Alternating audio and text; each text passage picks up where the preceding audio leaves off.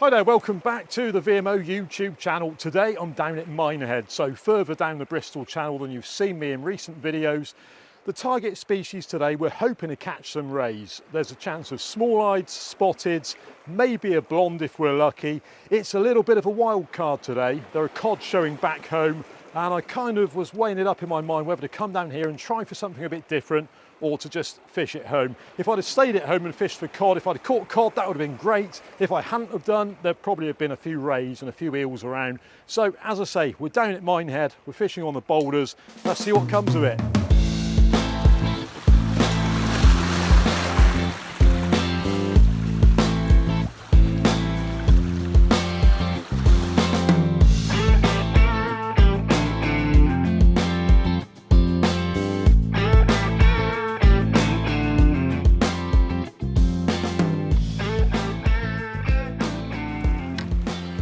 Well, in fishing terms, it's a stunning day today. It's obviously, very cloudy, overcast, not much to look at on paper, but like I say, in general fishing terms, there's excellent weather conditions for this venue. So we're on a coast which is facing north. Goes without saying that a southerly wind is going to be offshore, and that's exactly what we've got today. The wind's coming this way, bit lead casting, and for whatever reason, a southerly wind can really do the fishing a lot of favours. So I'll be using exactly the same tackle as you've seen me using before in this video. But of course, some of you might be watching this for the first time, never seen any of my stuff before, and I will take you through the entire approach as I always do. So, matching pair of Any Fish Anywhere GBFS Pros. And even whilst I've been setting up, the water's been running away. The tide does drop out very quickly here. When the tide's ebbing, it does run off the boulders very fast. So as soon as you get here, you want to be fishing right out on the edge of those boulders so that by the time the tide goes out a bit, you're not too high and dry.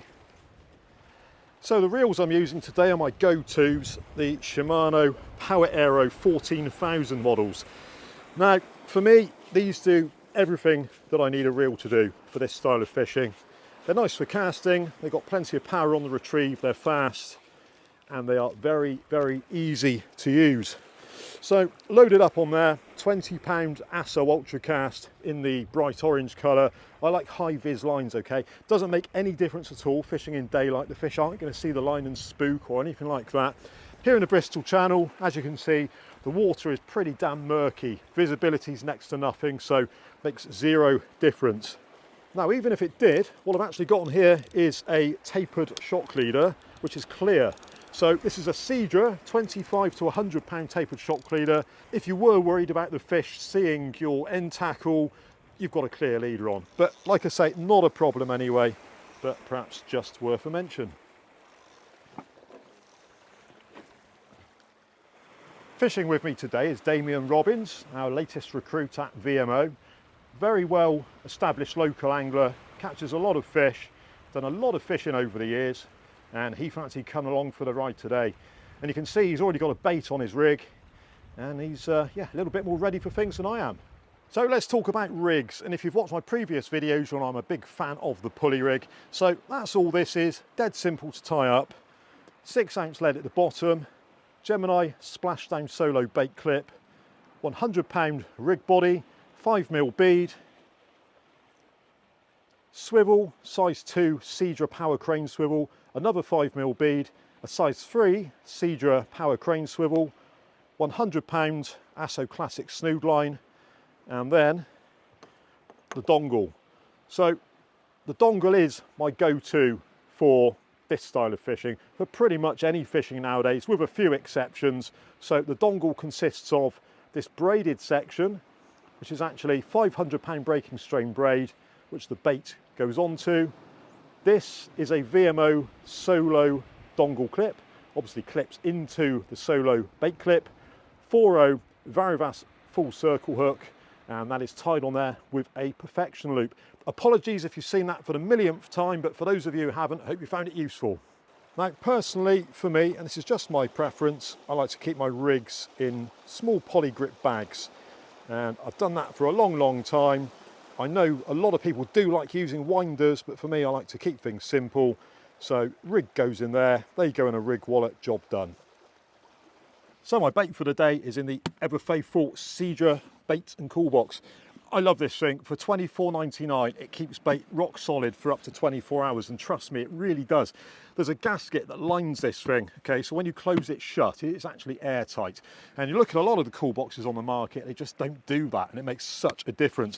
Anyway, enough about the cool box. Let's see what we've got inside. So, sand eels. A new ammo bait, which I believe is called capelin. I could be totally wrong about that, but there you go. Squid and some more sand eels. And we've also got a bluey in there, left over from a previous trip. So a few variations on bait there. What I'm going to do is create a bit of a bait bomb, like you've seen me make before. Going to get that on there and get a bait out. Damien's already fishing. I've been sat here talking to you lot for the last 10 minutes or so. I could be catching fish. I better get to it. So I've finally got some bait on the hooks, and all I've got here is a couple of small sand eels wrapped up in half a squid. Now, what I'm aiming to do is chuck this out a fair way, because these boulders, they're not what you're casting onto. What you're actually casting onto is sand, and that's obviously where the rays are going to be. So what's the time now? It's 11:30 and low water day is at 1 o'clock. So 90 minutes before low tide, perfect time to be starting fishing. Let's go and fling this one out there. And as I said earlier, just go really careful on these boulders, because they are very tricky to walk on, tricky to cast on. And hopefully today the tide drains out enough that we actually get onto a bit of sand, just make life a little bit easier. So yeah, not the easiest place to fish, certainly not the easiest place to try and film a video. But let's see how we go.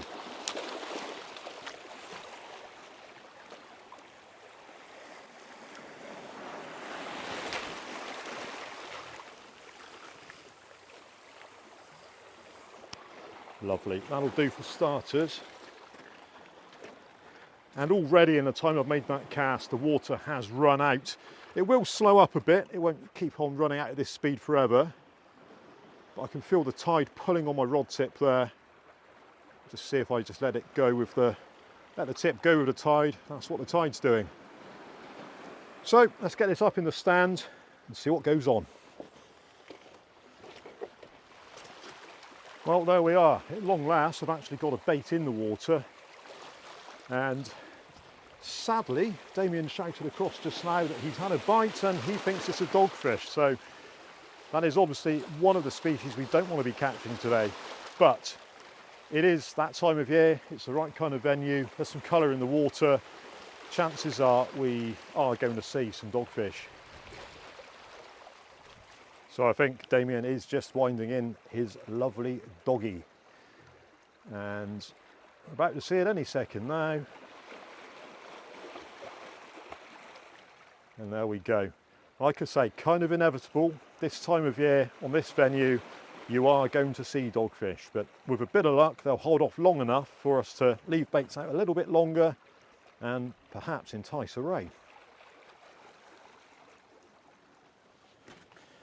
So as I alluded to in the last video, the Bristol Channel obviously has such a high tidal range. It comes in a long way, it goes out a long way. That means you are constantly ferrying tackle up and down the beach. And it keeps you fit. Now, thankfully, I kind of travelled a bit lighter today than I usually would. So there is a bit of a walk to get to this mark. Let's hope it's worth it. But it's certainly a spectacular part of the Somerset coastline.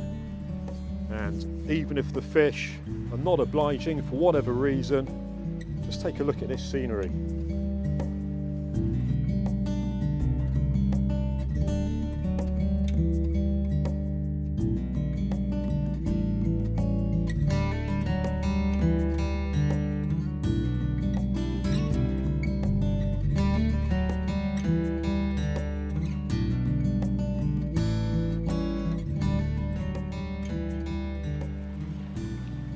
Well, it's certainly a blustery old day, but it really does pay in fishing to get familiar with a compass. And as I said right at the start of this video, we've got an offshore wind today. The coast faces north, the wind comes from the south, it's going to flatten the sea off.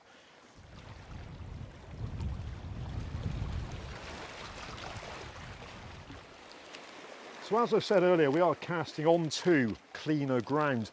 The only snags we are likely to encounter, or could possibly encounter I should say, are man-made, i.e. line snags. So I'm going to start off on just the pulley rig, no weak link system on there, no rotten bottom, and take a chance on that. If I do lose a couple of sets of tackle, or possibly even lose one set of tackle, I will then put on a rotten bottom, and that should offer us a little bit of protection anyway.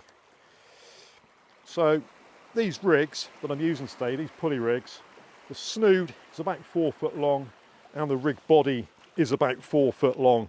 That's what I tend to use for fishing for rays, and it's, you know, it works, so I'm not going to mess around chopping and changing it.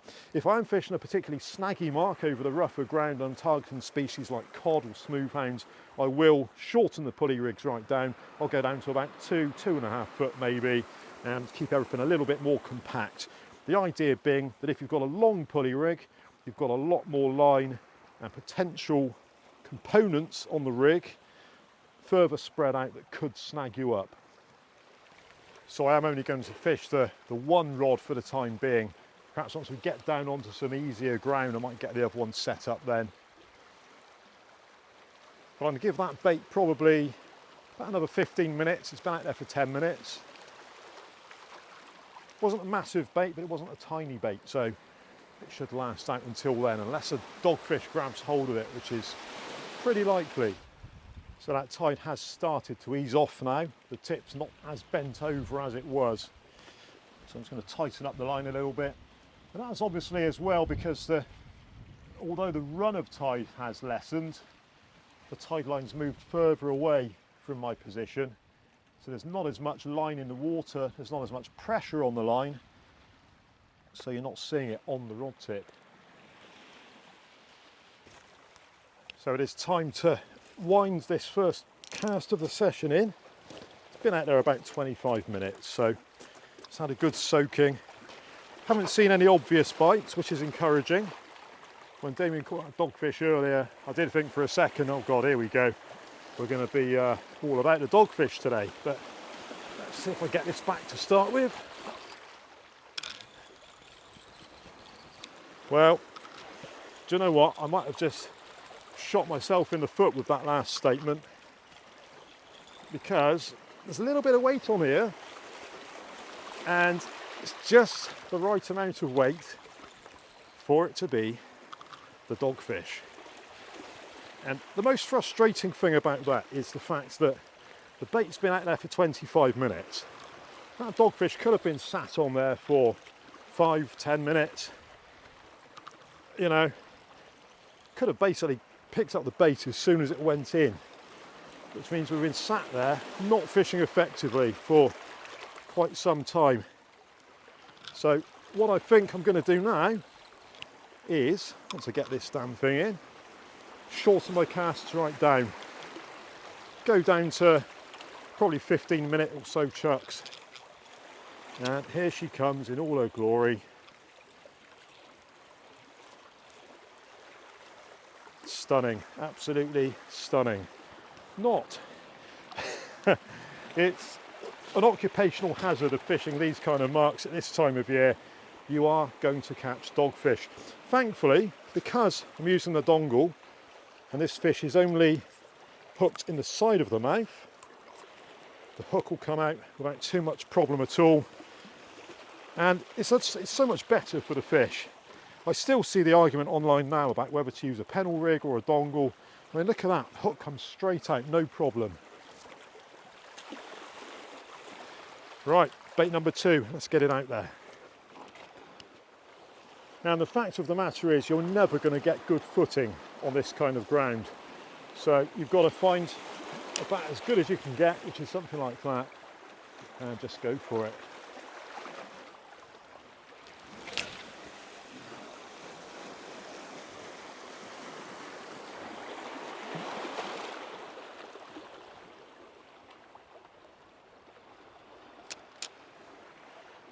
There we go. So cast number 2. This is only a short session today, but there is the potential to catch something reasonable. It's a bit of a wild card, it really is. But if you don't try, you don't know. And I think that's Damien over there enjoying himself with another lovely dogfish. The trouble with these dogfish, as you've just seen, you don't always know they're on there. The bites can be very gentle, or you can literally see no bite at all. And it's quite an infuriating thing to happen, really, when you set your sights on another species such as a ray. And the same thing applies in the summer when you're targeting smoothhounds and you've got a nice supply of crab, and the dogfish just mop those up as well. But that's fishing. You cast a bait out, you can't always guarantee what's going to pick it up. Still, it's a stunning day out, and I'd much sooner be here than sat behind my desk, I know that much. Well, as you can see, I've now set up the second rod. The bites aren't really fast and furious. We've had a couple of dogfish now. I've got a bite on the right hand rod as we speak. It does look like a dogfish, but the rod on the left does need a bait change. So first and foremost, I'm going to get that one in on the left and see what's going on there. Chances are there's a dogfish on there anyway. I'm really hoping that as soon as the tide starts to flood, that we might pick up a ray. And I'm edging my bets that it's going to be a small-eyed. Possibly not very big. There goes that rod now. It's just a little, very delicate pull. More than likely a dogfish. So let's see what the situation is with this bait. It's been out there a little while, haven't seen any action. But as you saw on the last cast, there could well be a dogfish just sat in residence. There we go, there's a bit of weight there. Yeah. So once again, this is why we're changing the baits more regularly now. If you've got a dogfish sat on there, you know, you're not fishing. The fish has already come along, snaffled the bait, hooked itself up. Even if something bigger was to come along, it's going to miss the hook. So it is important to keep on top of those bait changes. And it's another one of those reasons why sometimes using just the one rod, it makes life a lot easier for you.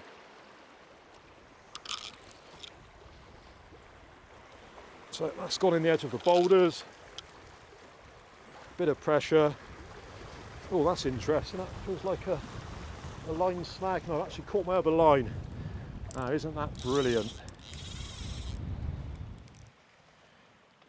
Well, it's now bang on low tide, 1 o'clock,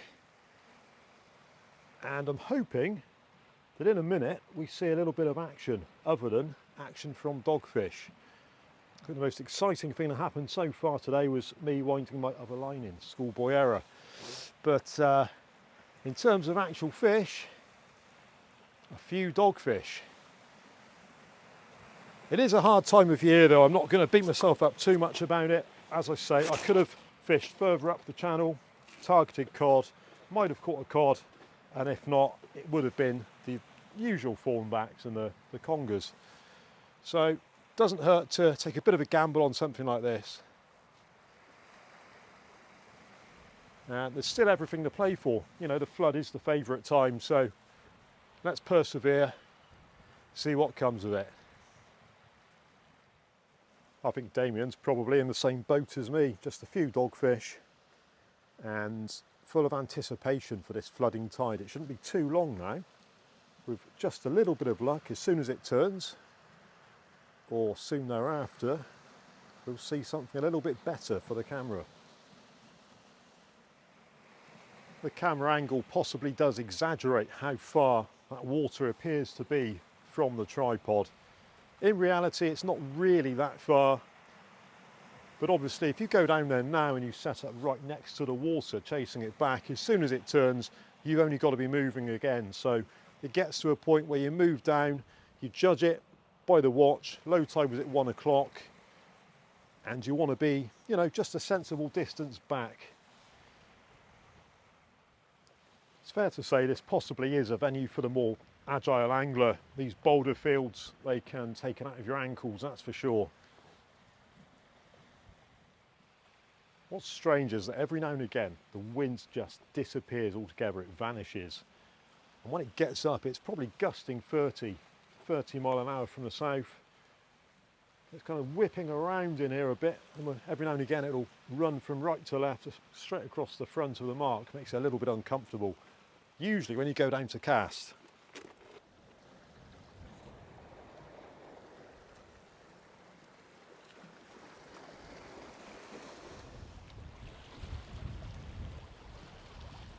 Well, I've just had what might be a slightly better bite if I don't fall over making my way down to the water. Possibly is just a dogfish, but it's been going on for about 5 minutes now, on and off. So let's have a look. There's a little bit of sand just starting to show here in between the boulders. Makes it a little bit easier underfoot anyway. And I think the tide has just started flooding as well. So low water was 1 o'clock. Yeah, that fish is still biting. It's now 25 past and we're just starting to see the first of the flooding tide, I reckon. So get a good footing and let's wind down to this bite, see what's going on. Bit of weight there. Now, if it is a ray, they do generally come up on the surface pretty quick. But is it a ray? It's a job to tell sometimes. Oh, I felt that pull back a bit then. Let's keep it moving, keep it up in the water. Yep, it is a ray, it's on the surface out there. Oh, well, that's nice to see anyway. Oh, it's gone back down. So, like I say, keep it moving. We haven't got a rotten bottom on for that lead, so we have got to keep the fish coming in over the top. Job to tell how big it is at this stage. You can just see its wing. There we go. Now he's on his back, surfing in. Now, what flavour is it going to be? I'm thinking either a small-eyed or a spotted. It's not very big, but it's been a slow day's fishing, so quite frankly we'll take anything. And it is a little small-eyed. I'll just use that wave to coax her in a bit further. There we go. So, try not to fall over in the shallows, and I'll bring her up to show you.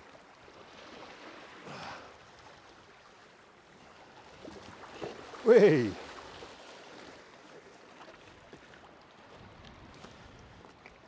Well, there we go. It was a long time coming, but it was a slightly better bite than the dogfish bites we have been seeing. And as I said earlier, that first pass of the flooding tide is often the favourite time to pick up a ray here. Probably all of £4, if that.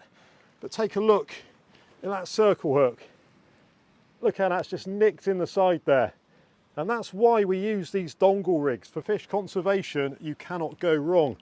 So probably just be able to push that out without too much fuss.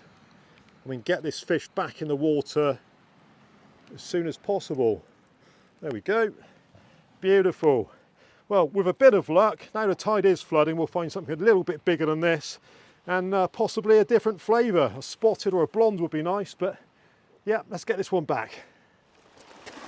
Just take your time on these boulders though, because some of them do move. Thankfully, when you get to the low tide line, there's a lot of barnacles over them. Makes them a little bit grippier anyway, so just going to gently throw this one out into the shallows. There he goes. And just got to keep a bit of an eye on these fish sometimes, because they can move their way back in. I think they feel the waves moving this way and they're quite inclined to to follow the waves, but that one's disappeared. That's a good sign. Right, let's try and get a bigger one. Got a whole squid on this time. Might give us a bit more chance of something other than a ray. Of course, it could provide us with yet another dogfish. Let's see.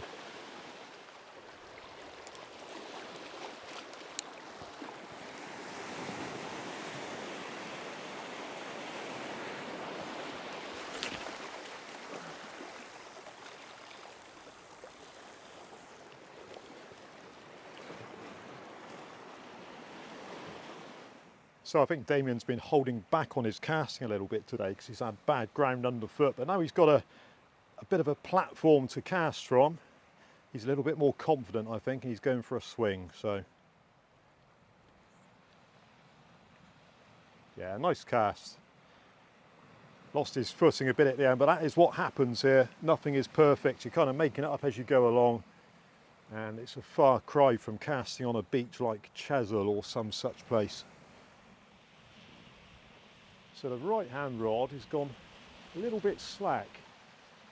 Not massively so, but it doesn't appear to be in the tide as well as the other, even though they're both at similar ranges. So there's a chance there is a fish on there. You don't want to see a dogfish, so if it is a dogfish, I'm not even going to bother showing you. But let's stay positive. Who knows what it might be. So I've barely had time to bait up another rig, and I look up and this line was hanging on the ground pretty much. I'm surprised it wasn't trapped in the boulders. So let's go and have a look. Could just be a dogfish, but let's stay positive and see what this could be.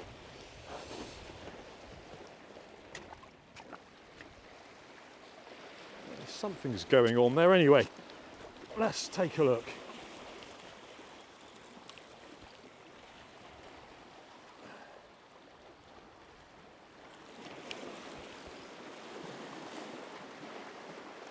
Oh, well, that is interesting. Or it was interesting. Is it a fish? Sure, the lead popped out then. Yeah, there's some good weight on there. And it is another ray. The giveaway is that you're looking out to sea and you just suddenly see this white water in the distance, and it's a ray flapping about on top out there. I did think it was quite a pronounced bite for it to be just a dog. I don't know if it's of any size. It's from here anyway, it certainly looks like the twin of the first one we caught. What would be nice is if it was a spotted ray.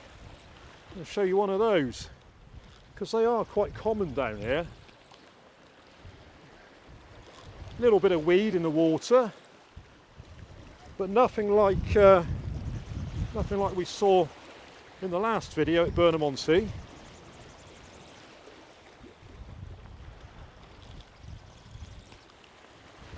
Yeah, just a small fish, but he's coming in.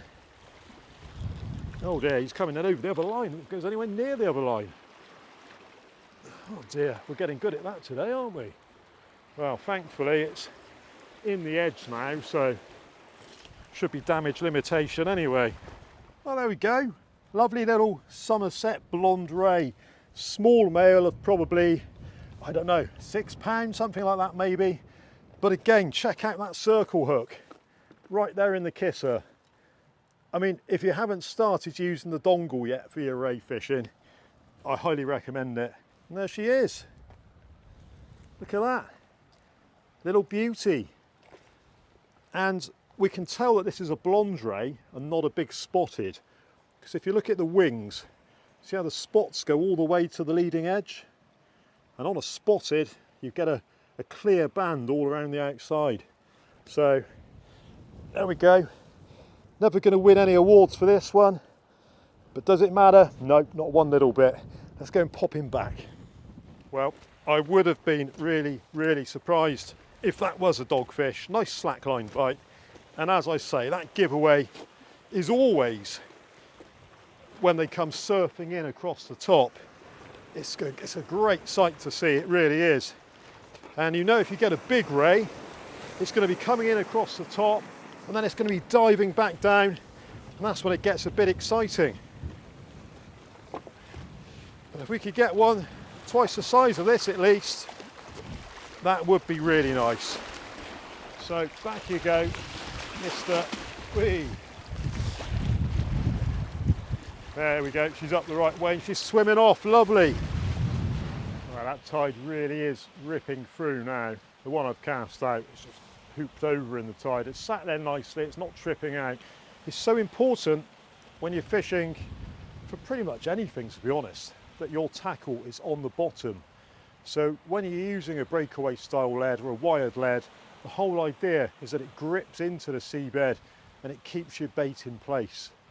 If you're looking at a rod tip that's pulling over and bouncing up and pulling over and bouncing up, that's the lead tripping out of the bottom. You need that tip to be sat there like that one on the left, and not moving, just sat there waiting for a fish to come along.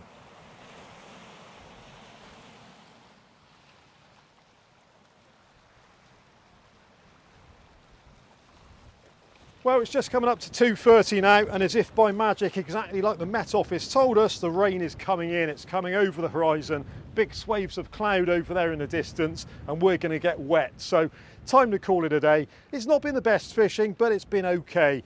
Little small-eyed ray, little blonde ray, just to keep things a little bit interesting anyway. My rods are still out there. You might just see me winding a spotted in a minute. I'd love for that to happen. Damien's been plagued by dogfish. Sadly, that's how it goes. You're landing your baits on different patches of ground. It's an absolute lottery, to be perfectly honest with you. Anyway, that's enough waffle from me. Thanks for watching. Please do subscribe if you're enjoying this content, and I'll see you on the next one.